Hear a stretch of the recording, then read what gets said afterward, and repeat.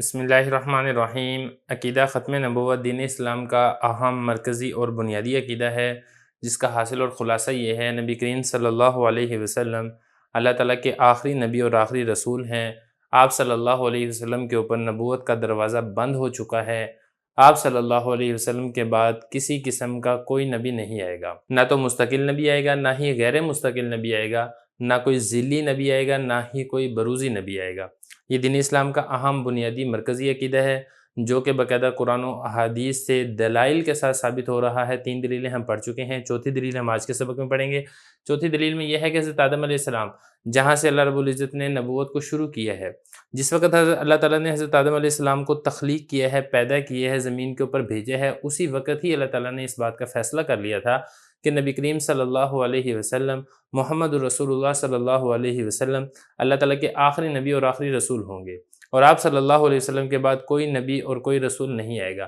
چنانچہ روایت کے اندر آتا ہے: بین کتفی آدم مکتوب محمد رسول اللہ خاتم النبیین۔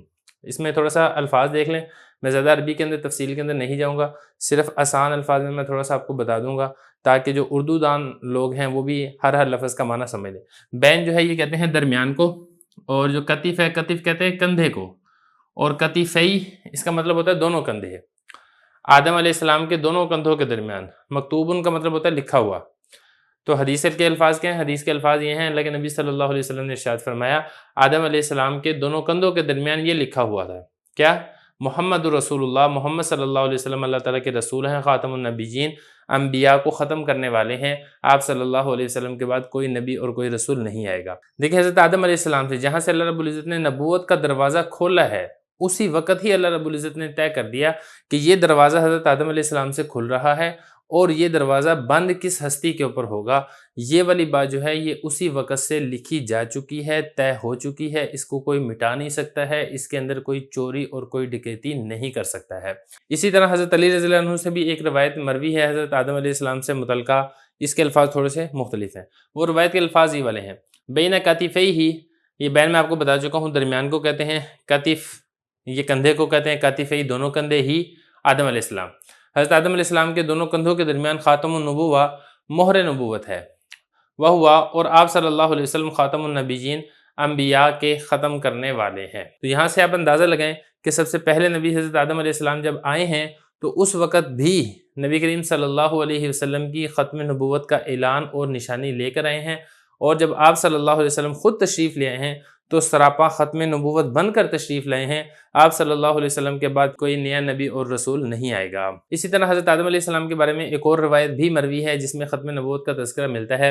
حضرت ابو ہریرہ رضی اللہ عنہ روایت کرتے ہیں کہ نبی کریم صلی اللہ علیہ وسلم نے ارشاد فرمایا، جب آدم علیہ السلام ہندوستان میں نازل ہوئے ہیں تو ان کو وحشت ہوئی، کیونکہ تنہائی تھی، تنہائی کی وجہ سے ان کو وحشت ہوئی، تو جبرائیل امین نازل ہوئے ہیں اور انہوں نے آ کے اذان پڑھی۔ تو جب اذان پڑھی ہے تو اللہ اکبر 2 مرتبہ پڑھا، اسی طرح پھر اشہد ان لا الہ الا اللہ 2 مرتبہ پڑھا، پھر اشہد ان محمد رسول اللہ 2 مرتبہ پڑھا۔ تو جب جبرائیل علیہ السلام نے اشہد ان محمد رسول اللہ 2 مرتبہ پڑھا تو حضرت آدم علیہ السلام نے ان سے پوچھا کہ محمد کون ہے؟